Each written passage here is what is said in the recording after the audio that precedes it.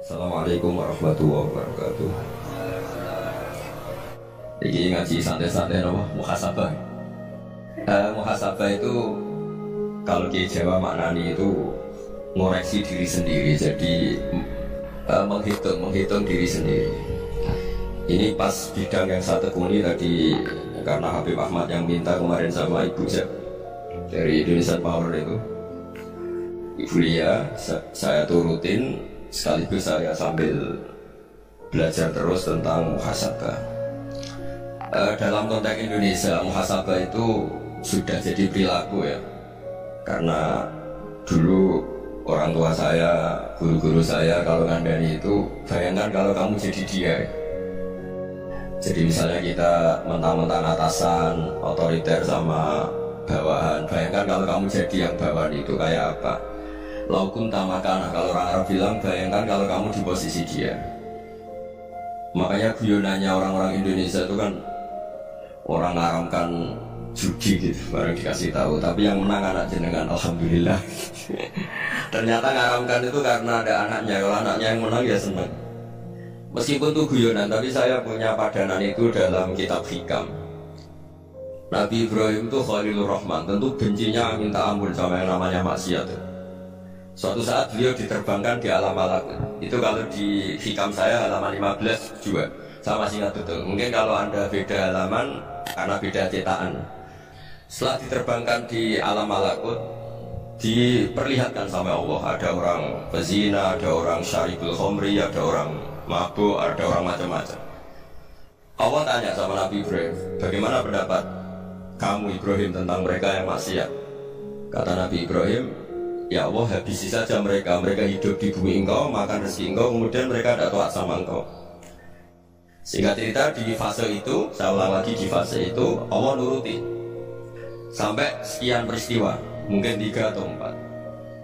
Sudah, setelah sekian tahun Nabi Ibrahim lupa peristiwa itu, kemudian beliau diminta menyembelih anaknya. Ini versi kitab hikam. Memang versinya banyak tentang kenapa Nabi Ibrahim disuruh menyembelih anaknya. Ketika mau menyembelih anaknya, Nabi Ibrahim ragu. Gua samratu fuadi, anak saya ini buah hati saya, kenapa engkau suruh menyembelih? Terus kata Allah, apa kamu tidak ingat ketika kamu saya angkat di alam malakut, kemudian kamu usul bunuh-bunuh, saya tidak mempertimbangkan usul Anda, tapi kenapa sekarang saya merintahkan kamu mikir? Terus, ya karena ini anak saya ya Allah. Terus kata Allah, rumang samu wong sumpah mateni gak gawean kau sehingga WP enak wae usul mateni. Jadi ya, saya yang bikin kemudian Anda enak aja usul membunuh. Semenjak itu Nabi Ibrahim itu di eranya itu asfaqun nas, orang paling sayang sama manusia. Karena kadang kita keras itu ya kebetulan itu udah anak kita, ada keluarga kita. Cara orang Jawa itu kan gitu ya, kalau ada perempuan terus macak yang macam-macam pakai sepeda motor cowok, terus wah itu luput suwuk, semoga-moga gini. Tapi setelah dikasih tahu, ibu ponakane jenengan, semoga-moga selamat.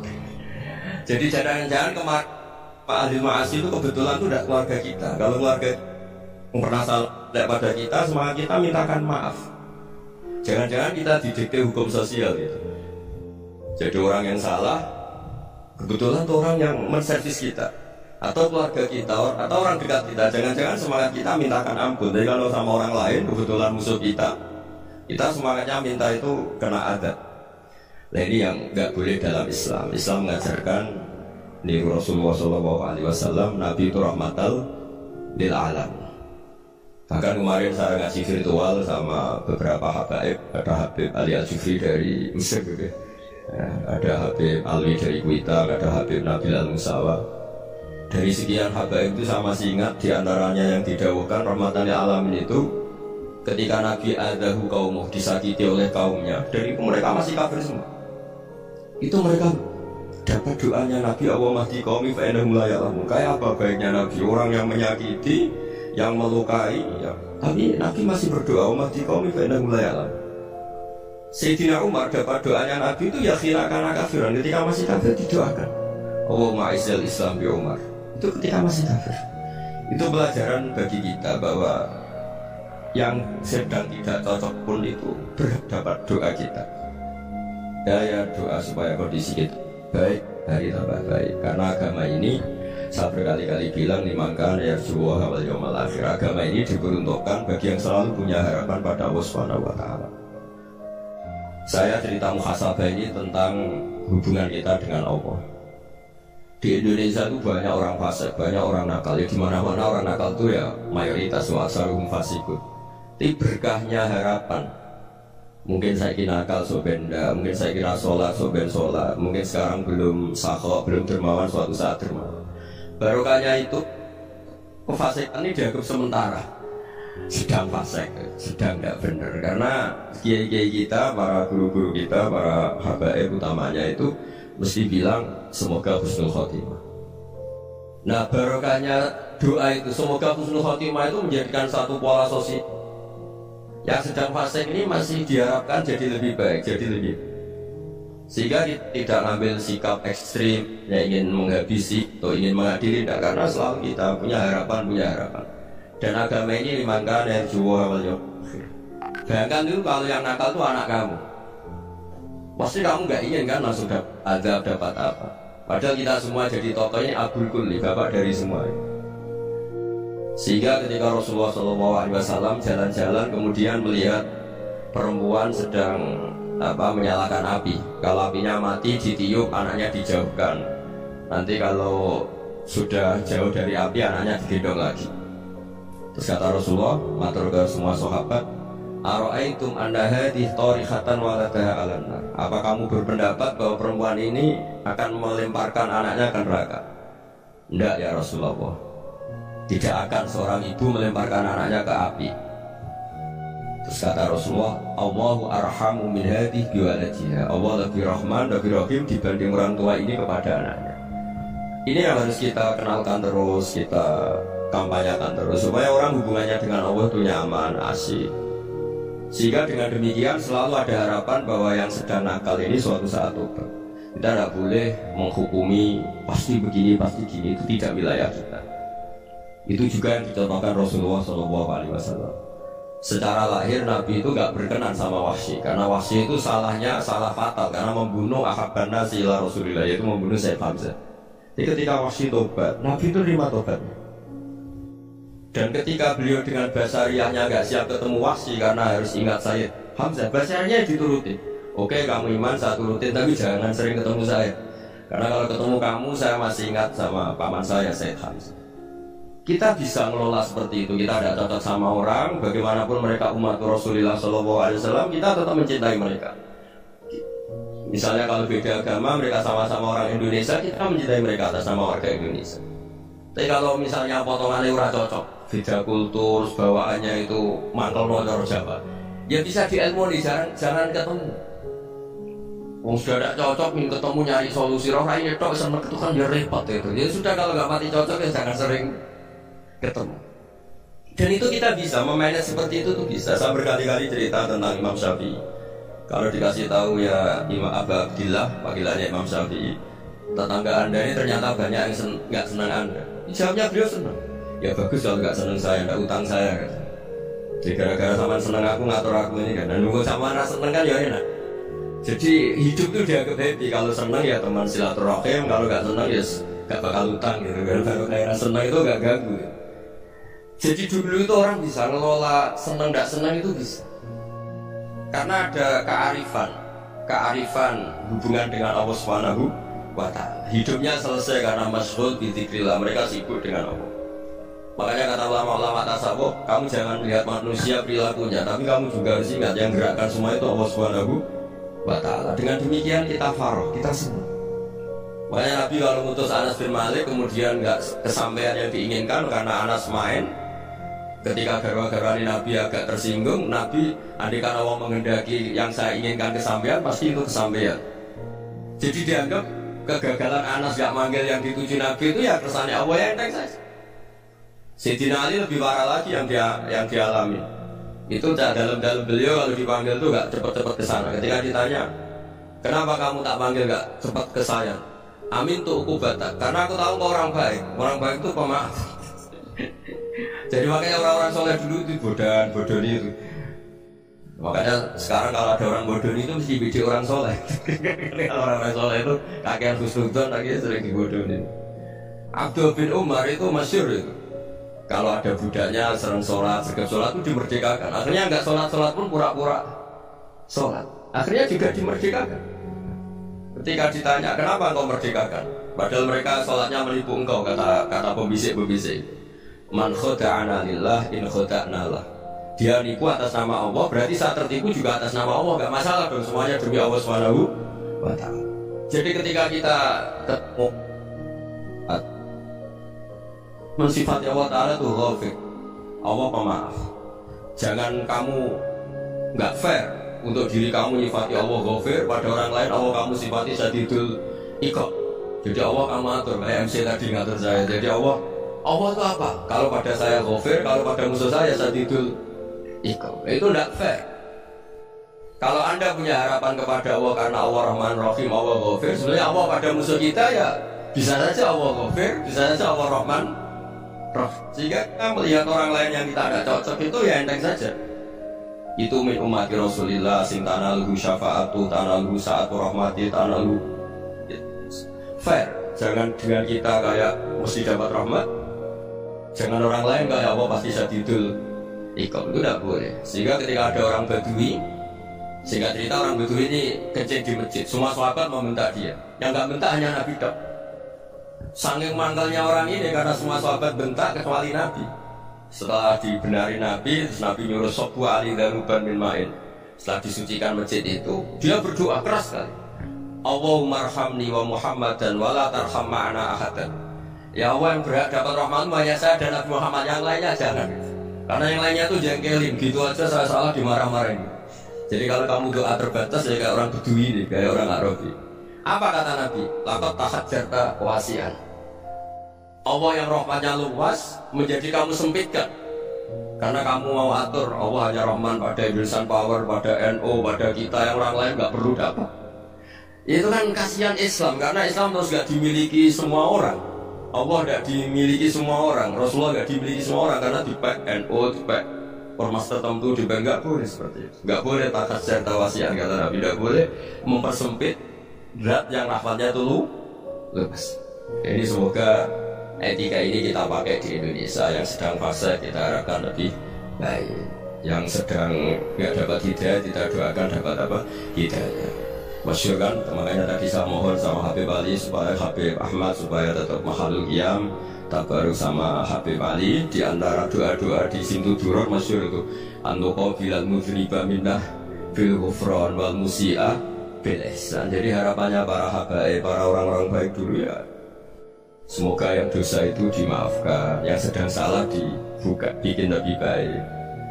Nabi itu tugasnya juga gitu. Wastaghfir li dzambika walil mu'minina wal mu'minat. Nabi itu tugasnya juga memintakan ampun yang sedang salah. Nah ini cobalah jadi etika kita, muhasabah kita. Jadi muhasabah itu cara berpikir kita set, kita pikir ulang. Ternyata semangatnya seorang Nabi itu wastaghfir li dzambika walil mu'minat. Semangatnya itu memintakan ampun. Orang ahli tafsir tahu semua kalau Nabi itu tidak mungkin dosa. Jadi itu khitabun Nabi wa urida bihi umat, itu khitab Nabi, tapi yang dimaksud itu umatnya, karena Nabi tidak akan mengalami dzambun, nggak akan mengalami dosa. Sekarang enggak, kadang-kadang kita ini kalau orang lain salah itu semangat. Kalau di perusahaan ada teman salah, apalagi yang salah itu seneng, barokahnya salah bisa ganti kan gitu. Ya, jadi kalau mungkin di dunia tokoh juga gitu, barokahnya ada tokoh salah, kita jadi populer sendiri, tidak boleh seperti itu. Kita harus saling musodri di jami'il muslimin. Jadi ini harus dilatih. Saya tadi matur sama Habib Ahmad, latihan kita jadi hidup. Nabi itu kalau resep jadi wali itu kata Nabi gampang. Kata Nabi, kalau kamu ingin disenangin Allah, ya sudah. Kalau kamu asbahta, amseta gini-gini, perasaan kamu, kata Nabi, jangan punya perasaan ghil sama orang muslimin. Itu sudah wadhalika min sunnati. Makanya Nabi ngendikan la yablughni ahadun an ahadin syai'an. Ada yang baca la yuballighni ahadun an ahadin syai'an. Seseorang jangan melaporkan ke saya tentang salahnya yang lain. Fa inni akhruju ilaikum wa ana salimus sadri. Karena saya ingin ketemu sampean semua dalam keadaan salimus sadri, tidak punya perasaan apa-apa. Karena kalau nurutin membisik, nurutin informasi itu ya repot, karena orang pasti sepihak. Ada kiai yang top datang ke kampung-kampung yang desa-desa, kata yang seneng itu punya akhlak. Wah itu bagus orang besar datang ke kampung-kampung. Kata yang nggak seneng, Oh itu jamnya kayak kecil kok diambil, itu kan ya kasihan itu kan sudut pandang. Makanya saya sering bilang akal kita ini cukup untuk mentasdih Rasulullah SAW. Meskipun perasaan kita kadang orang Jawa itu beda. Saya berkali-kali bilang sama peneliti dari Jogja, kenapa sih Gus para nabi itu kok poligami istrinya banyak? Nabi Dawud katanya itu berapa? Nabi Sulaiman malah jumlahnya agak terbatas itu. Nabi Muhammad itu paling sedikit. Saya tanya gini, perempuan itu orang lemah, jadi kalau nolong orang satu gimana baik, kalau nolong orang dua ya lebih baik, ya sudah kira-kira seperti itu. Paling tidak akal kita masih tahu kalau orang baik itu kan mesti baik, nolong orang satu baik, nolong orang dua ya lebih baik, nolong orang tiga lebih baik. Tapi kalau kamu orang nggak baik, satu saja kamu terlantarin, kamu miskinkan, kamu ya tinggal diukur kan. Kalau orang baik nambah baik, tapi kalau orang buruk tambah buruk. Nah itu akal kita bisa menganalisis kenapa sih nikah itu ada yang poligami, ada yang enggak. Sudah ukur saja diri kamu. Misalnya ke saya elek keriting, rabi terus, mau perbanyak wong elek, orang perilaku netok raine dadi elek kabeh. Tapi nak kowe ku nggo anteng, alim, nggo anteng, sugih. Anake nggo anteng ganteng, berbongke soleh di swarga kabeh. Mertua bangga karena kamu meyakinkan. Ini mertua kamu aja gak bangga mau nambah. Ipar gak bangga, mertua gak bangga, desa kamu yang kamu wayai juga gak beda dengan Nabi ketika nikah Juwairiyah itu gak ada pernikahan sebarukan Nabi dengan Juwairiyah itu Azhar Rasulullah. Di situ habis perang banyak tawanan, gara-gara jadi besanya Nabi langsung dibebaskan semua karena Azhar Rasulullah. Sekarang besanya Kanjeng Nabi. Dulu Abu Sufyan manggilnya bukan main sama Nabi, gara-gara putrinya dinikah terus langsung jadi. Kalau kamu kan enggak, nikah satu, nikah lagi, satu kampung musuhnya. Karena istri pertama ya cemburu, yang kedua agak bangga. Oh itu selesai itu di dunia wal akhirah. Maksud saya nganalisis Islam itu harus pakai akal. Dan akal yang dipakai, ini saya bawa kitab Ihya, adalah pikiran-pikiran para ulama. Makanya ketika Imam Ghazali ketika ditanya fakaifa bi muslimin fasikin asawaha fi jami'i amri, kalau kalian ketemu orang fasik, orang Islam tapi fasik, perilakunya nggak ada yang benar. Kata Imam Ghazali jawabnya lucu, aneh. Ma min muslimin illa wa islamuhu ta'ah. Tidak ada orang Islam kecuali dia mau Islam, membenarkan Allah dan Rasul itu sudah taatnya dia. Kok kamu tidak bisa melihat taatnya dia? Dia pikirannya kan ini pemabuk, ini tukang apa. Tapi kata Imam Ghazali, sebenarnya kamu masih bisa berpikir positif. Ma min muslimin illa wa islamuhu ta'ah. Tidak ada seseorang Islam ketika dia milih Islam itu pasti ada taatnya, yaitu tasdik pada Allah dan tasdik kepada Rasulullah SAW. Jadi dengan pola seperti itu, maka di antara guru-guru kita yang modern ya di era Mbah Maimun, di sini ada Habib Ahmad, Habib Salim, syair yang sering dibaca beliau adalah ada orang munajat sama Allah. Ini cerita munajat. Itu orang itu ngendikan gini, ana musnikun, ana mukhtiun, ana asi, huwa rahimun, huwa ghafirun, huwa afi. Ya Allah, saya mukhti, saya orang yang salah. Ana muslim, saya orang yang dosa. Ana asin, saya sering maksiat. Tapi engkau ya Allah, engkau ghafir, pemaaf. Engkau rahim, maha pengasih. Engkau afin, yang mudah memaafkan. Kata orang ini ya agak kurang ajar, tapi saking senangnya sama Allah. Qobal tuhunna salasatan bisalasat. Ya gini saja ya Allah, sifat engkau diadu dengan sifat saya. Engkau Tuhan, tidak boleh kalah. Terus wasatah liban ausofu ausofi, dan engkau pasti pemenangnya. Jadi ada orang rayu Allah dengan cara seperti itu ya ada ya. Saya ini manusia, salah saya banyak. Engkau ampunannya banyak. Engkau Tuhan mesti gak boleh ampunan Anda, ampunan engkau kalah dengan salah saya. Gak boleh Tuhan kok kalah. Jadi untuk supaya orang punya harapan itu. Banyak juga wali-wali yang jadab ketika datang ke makam Rasulullah SAW. Itu kalau dongo ya agak kacau sebenarnya, cara saya agak kacau. Ya Allah, engkau punya dua pilihan. Jika engkau menjadikan saya soleh, surah habibu, yang senang kekasihmu, yaitu Rasulullah SAW. Tapi jika engkau menjadikan saya fasik, surah adu, yang senang itu setan. Monggo jenengan mau menyenangkan kekasih jenengan, mau menyenangkan musuh jenengan, monggo jenengan bebas kok memilih. Dan mestinya Allah ya senang menyenangkan kekasihnya. Jadi ya, intinya Allah dipaksa untuk menjadikan dia orang soleh gitu. Jadi kayak kemarin itu Pak kuliah ke sini itu sama Habib Ahmad. Saya pertama nggak mau, lama-lama Habib Ahmad. Ini gimana Gus? Orang tahunya saya dekat jenengan, kalau nggak kasih saya malu. Waduh, ini kayak doanya wali yang tadi. Nggak punya pilihan, Bu. Nggak ada pilihan ya. Jadi saya mohon muhasabah itu dimulai cara berpikir. Makanya di sini sebetulnya teks ini supaya dapat barokahnya Ihya. Ini kitab yang disenangi para habaib, para ulama.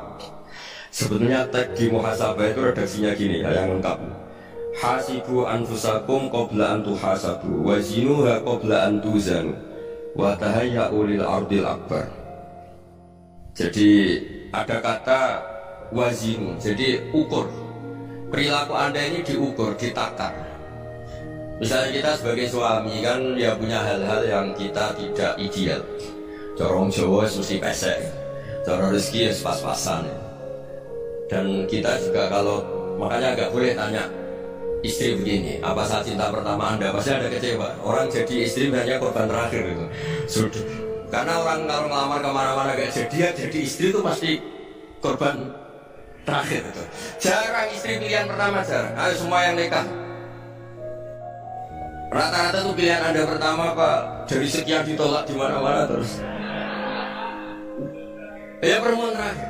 Kamu juga korban terakhir. Itu wali-wali dulu kalau ngandani kita itu sederhana. Antal ini masyhur diceritakan Habib Zain bin Sumit dalam kitab Al-Manhajus Sawi. Anta lam tajid min nafsika kullama turid.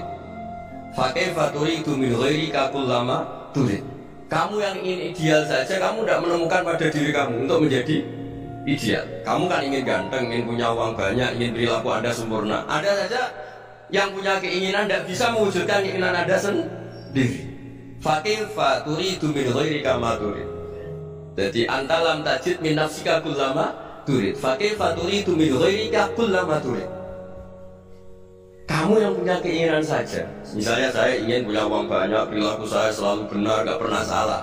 Loh, saya yang ingin saja dengan diri saya gak bisa untuk benar terus. Kok kamu berharap orang lain selalu benar? Jadi antalam tajidnya sama. Kalau kamu menuntut istri kamu itu ramah, neriman, apa kamu neriman sama wajah istri Anda gitu? Engkau ya pola nek dindi jajaki sana jajaki sini, kamu sendiri tidak pernah apa. Jadi itu nasihat yang luar biasa. Antalam tajid min nafsika kullama turid, fa kaifa turidu min ghairika kullama turid. Kamu mau menghormati semua orang? Enggak mau kan? Kemudian Anda berharap semua orang menghormati kamu tidak ingin kan orang lain semua menghujat kamu. Sementara kamu enak aja menghujat orang. Makanya Rasulullah SAW luar biasa ketika bikin kaidah sosial. Apalah yu'minu ahadukum hatta yuhibba li akhihi ma yuhibbu lahu li nafsihi. Jadi kalau ukuran iman itu sederhana. Kalau sesuatu itu baik, nyaman bagi Anda ya bayangkan itu pada teman Anda. Misalnya Anda bangun tidur sudah acak-acakan, nggak punya uang, utang jatuh tempo, kan nggak ingin ketemu orang. Ya kamu jangan pertama ke jenis ini, karena keanekan kamu yang alami juga nggak siap ketemu orang. Makanya ada Habib Alim itu dilapuri sama seseorang. Beb, dulu teman saya itu ketika saya kaya itu sering main ke saya. Setelah saya miskin, mereka tidak main ke saya. Kata Habib itu, bagus sunah gitu tuh bagus. Coba kalau kamu dulu kaya, teman kamu main kan kamu gaya. Di rumah ada makanan, bisa hormat kamu. Setelah kamu miskin jadi buruh manol di pasar atau buruh bikin botol, teman kamu datang, malu enggak? Mendingan nggak datang gitu. Akhirnya ya alhamdulillah begitu.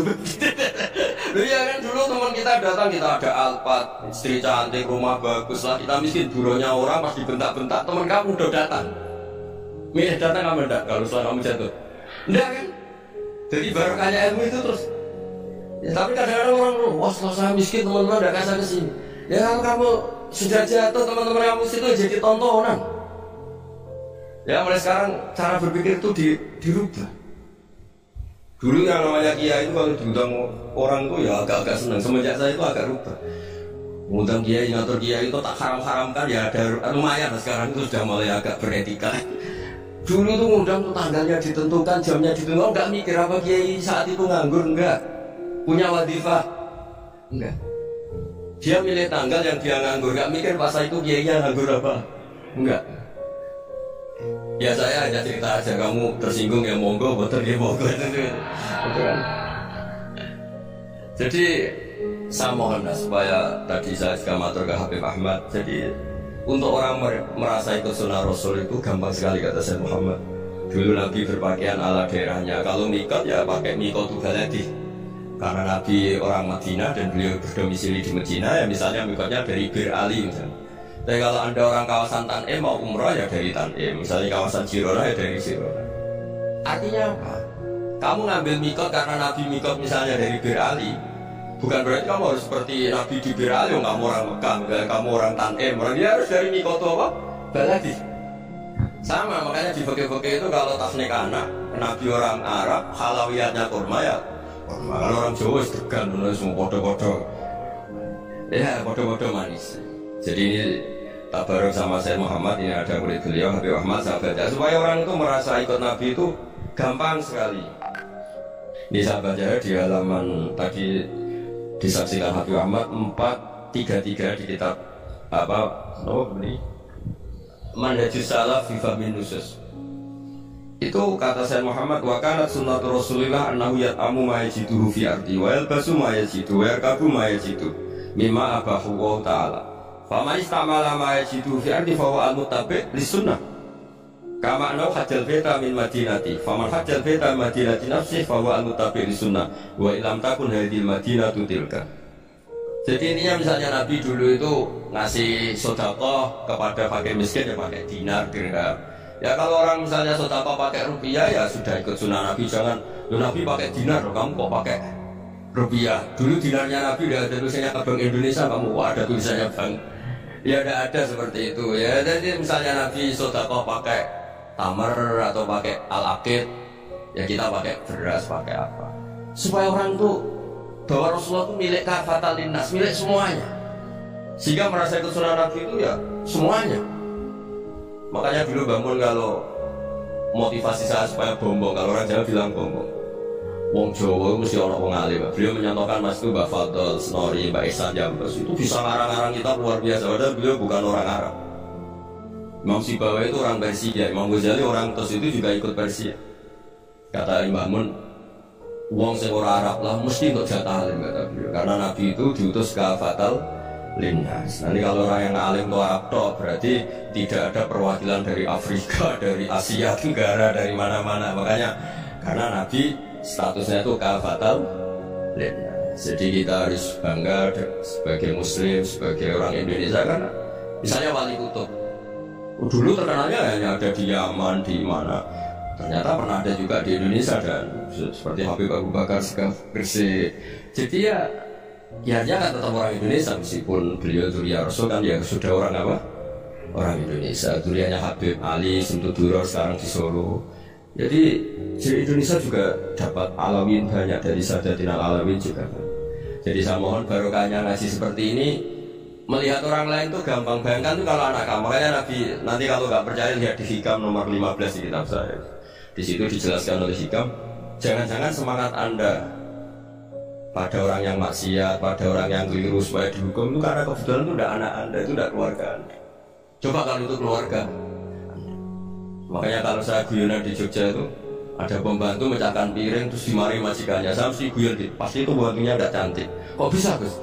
Andekan cantik dan kamu senang mecahno piring satu, piring 1000 iso kamu.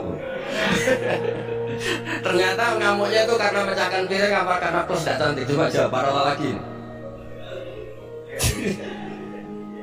Kamu marah sama orang maksiat tuh karena maksiat karena plus itu udah anak Anda. Bayangkan kalau itu anak Anda. Itu hebatnya Rasulullah SAW. Karena kita yang salah pun kadung umatnya, Nabi tetap ngasih fasilitas syafaati li ahlil kabair min ummati. Kayak apa baiknya Nabi? Udah ikut maksiat tapi ikut fasilitasi ngasih syafaat. Loh kalau li ahlil ibadah kan wajar. Nabi ketika ini syafaati li ahlil kabair. Ya karena tadi logika yang dibangun Rasulullah itu logika yang luar biasa. Kita semangat orang lain kena hukuman itu karena kita tidak punya rofah, tidak punya rahmah. Coba kalau Rasulullah yang bil mu'minina raufur rahim, semangatnya itu mendoakan supaya tobat, mendoakan diampuni. Dan itu juga yang diperintahkan oleh Allah Subhanahu wa taala, wastaghfir li dzambika walil mu'minina wal mu'minat. Ya semoga barokahnya ngaji ini, barokahnya Habib Ahmad, barokahnya Maulid Sentuh Duror, barokahnya semua kita madaih tiba berjanji semuanya, barokahnya Ikhya, barokahnya Said Muhammad, barokahnya guru kita semua, Mbah Maimun, bapak saya. Kita ini ngikuti manhaj, ya, ngikuti apa? Manhaj. Saya sering didhawuhi Mbah Mun, kenapa ihdinas siratal mustaqim bukan siratoka, bukan jalan engkau ya Allah? Karena Allah itu nggak bisa kamu tiru. Allah itu tidak tidur, tidak makan, tidak kesel, tidak capek. Yang bisa ditiru itu siratal ladzina an'amta alaihim. Yang bisa ditiru manusia yang niru manusia. Karena Allah itu tidak bisa ditiru. Makanya ihdinas siratal mustaqim siratal ladzina. Dan niru siapa? Niru guru-guru kita. Termasuk niru cara pandang. Jadi misalnya ada orang awam di rumah itu hanya delok reng, delok tikus liwat, itu kan kayak nganggur. Orang tahajud malah mendelok reng. Lihatnya jangan gitu. Gua tarokal ma'asiyah. Dia di rumahnya ada dugem, tidak kemana-mana. Dia berarti malam itu tarkul ma'asi. Tidak nyopet, tidak garong, tidak ke tempat maksiat. Susahnya apa sih husnudzon? Jadi jangan lihat gua tarkul tahajud, gua tarokat tahajud, gua tarokat qiyamul lail. Oke ya, namanya orang begitu ya tidak tahajud, tidak qiyamul lail. Tapi susahnya apa sih kamu bilang gua tarokal ma'asiyah? Dia juga meninggalkan maksiat, dan tarkul maksiat itu untuk ibadah. Supaya orang tuh gampang lah husnudzon sama orang muslim. Ini orang mukmin, orang yang luar biasa. Di mata Allah itu orang yang luar biasa. Kayak tadi Imam Ghazali, kalau saat ketemu orang muslim kemudian dia tidak pernah baik, gimana? Kata Imam Ghazali, ma min muslimin illa wa islamuhu ta'ah. Tidak ada orang Islam ketika dia mentasbihkan Allah dan Rasulullah, berarti dia juga punya taat. Ya ini latihan saja. Sing iso nglakoni Habib Ahmad kula namung cerita. Kula cerita secara akademik, saya punya kitab, saya baca. Dan alhamdulillah kita paham barokahnya para guru, dan supaya terbiasa lah sebaik-baiknya ibadah husnudzoni billah wa husnudzoni bil mu'min. Soal tidak cocok ya diilmoni tadi ya, namanya nggak cocok ya jangan sering ketemu. Seperti Rasulullah SAW, beliau karena sangat mencintai Sayyid Hamzah, ketemu orang yang pernah begitu sama Sayyid Hamzah ya beliau secara basyariah tidak siap. Tapi beliau secara cara bahasa sekarang, secara profesional, kalau beliau seorang nabi dan harus menerima tobatnya siapapun ya diterima. Saya meskipun dengan A, B gak cocok karena dia begini-begini sama saya, tapi saya ingat dia sholat, dia baca sholawat, dia mencintai Rasulullah. Ya kita hormat. Ya soal gak cocok ya dimanage tadi ya. Zuriban tas terkuban, kalau dapati cocok ya jangan sering ketemu bawaan enak. Ya semuanya itu diilmoni lah. Makanya ngendikane Ma'ruf Al-Qurfi ada yang baca Al-Kharki, mangkola fil yaumi salasa marrat Umar Muhammad kutiba minal abdal. Karena semangat mencintai siapapun satu hari sering baca Umar Muhammad, Umar asli umat Muhammad, Umar tajawaz ummati Muhammad, itu mesti kutiba minal abdal. Dia pasti termasuk wali abdal. Maksudnya semangat mencintai ya dilatih. Misalnya Indonesia Power atau PLN, andai kan tidak ada PLN itu kayak apa? Orang nggak bisa ngaji, tidak bisa aktivitas. Ya barokahnya ada PLN, barokahnya jasanya. Kita sadar, tidak semua kebaikan kita ini memenuhi keinginan orang banyak. Orang banyak ingin listrik, ingin saluran apa, dan itu kadang yang mewujudkan orang lain atau kelompok lain. Ya karena itu manfaat orang lain ya kita doakan. Karena khairun nas anfa'uhum linnas. Sehingga kita terbiasa lah ngakui orang. Seperti semangatnya Rasulullah SAW, semuanya itu didoakan, semuanya diinginkan kebaikannya. Bahkan Nabi gak putus asa sampai di akhirat. Ketika Nabi lain sudah putus asa karena sudah akhirat, sampai dimintai syafaat semuanya bilang nafsi, nafsi.